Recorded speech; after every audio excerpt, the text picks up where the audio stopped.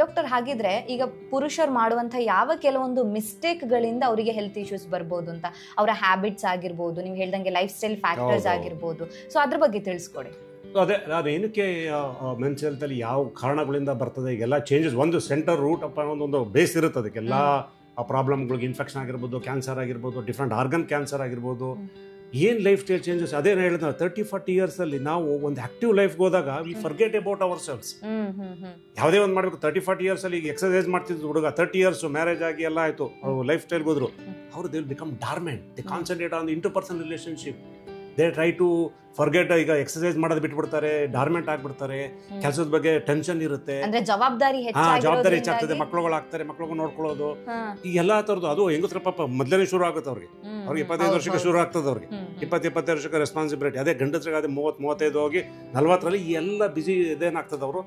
ಅವರು ತಮ್ಮ personal ತಮ್ಮದ mind and ಬಾಡಿಗೆ ಅವರು ರೆಸ್ಪಾನ್ಸ್ ಕೊಡ್ಲಿಕ್ಕಿಲ್ಲ. ಯಾವುದೇ ಒಂದು ನಾವು ಏನೋ ಒಂದು ಎಕ್ಸರ್ಸೈಸ್ ಮಾಡ್ತೀವಿ ಅಂತ ಹೇಳಿದ್ರೆ ಏನ್ ಮಾಡ್ತಾರೆ, ಹೋಗಿ ಓಕೆ ಹೋಗ್ಬಿಡೋಣ, ಒಂದು ಟ್ರೆಡ್ಮಿಲಲ್ಲಿ ಕೂತ್ಕೊಳ್ಳೋಣ ಅಂತ.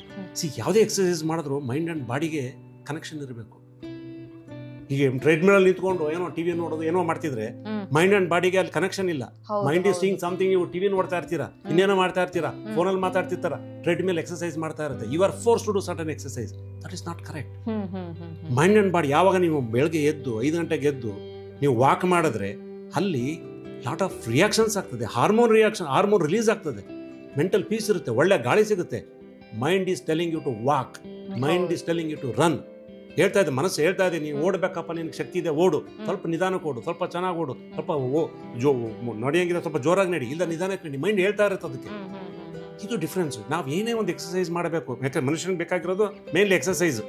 30-40 ಇಯರ್ಸ್ ಆದ್ಮೇಲೆ ಪುರುಷರಾಗಿ ಬಂದಾಗ ಅವ್ರಿಗೆ ಎಕ್ಸರ್ಸೈಸ್ ಮರ್ತು ಬಿಡ್ತಾರೆ. ಈ ಎಕ್ಸರ್ಸೈಸ್ ಅನ್ನೋದು ಯಾವಾಗ ಕಾನ್ಸಂಟ್ರೇಷನ್ ಮಾಡಬೇಕು, mind and body. Natural exercise is important. ಈಗ ನಾವು ಮರ್ತು ಬಿಟ್ಟಿದ್ವಿ. ಎಲ್ಲರೂ ಜಿಮ್ಗಳು ಓಪನ್ ಮಾಡ್ತಿದ್ದಾರೆ, ಜಿಮ್ಮಲ್ಲಿ ಕಸರತ್ತು ಮಾಡಿ ಬೆವರನ್ನ ಇಳಿಸ್ತೀವಿ. ಅದು ಫೋರ್ಸಿಬಲ್. ಅದು ಯಾವುದೊಂದು ಮಿಷನ್ ನಮ್ಮನ್ನ ನೋಗ್ತಾ ಇದೆ. ಇಲ್ಲೇನು ಮಾಡ್ಬೇಕು, ನಾವಾಗಿ ಸ್ವಂತ ಮಾಡುವಂಥದ್ದು. ನಾವು ಹೋಗಿ ನಿಂತ್ಕೊಂಡು ನಾವಾಗೆ ಓಡೋದು. ನ್ಯಾಚುರಲ್ ಎಕ್ಸರ್ಸೈಸ್ ಮೊದಲೆಲ್ಲ ನ್ಯಾಚುರಲ್ ಎಕ್ಸರ್ಸೈಸ್ ಇಂದನೇ ಬಾಡಿ ಕೀಪ್ ಆಗ್ತಿದೆ. ಯಾಕಂದ್ರೆ ನ್ಯಾಚುರಲ್ ಎಕ್ಸರ್ಸೈಸ್ ಅಲ್ಲಿ ಮೈಂಡ್ ಅಂಡ್ ಬಾಡಿ ಕನೆಕ್ಷನ್ ಇರುತ್ತೆ. ಮುಂಚೆ ಜಿಮ್ ಅನ್ನೋ ಕಾನ್ಸೆಪ್ಟ್ ಇರ್ತಿರ್ಲಿಲ್ಲ. ಹೌದು, ಇರಲಿಲ್ಲ ಅದು. ಈಗ ಅವ್ರಿಗೆ ತುಂಬಾ ಜನಗಳಿಗೆ ಪ್ರೆಷರ್ ಆಗಿ ಅವರು ಈ ತರ ಒಂದು ವ್ಯವಸ್ಥೆಗೆ ಬಂದಿದ್ದಾರೆ. ಅದು ಎಸ್ಪೆಷಲಿ ಮೆಟ್ರೋಸ್ ಅಲ್ಲಿ ನಾವು ಈ ತರ ಮಾಡ್ಕೊಂಡಿದೀವಿ.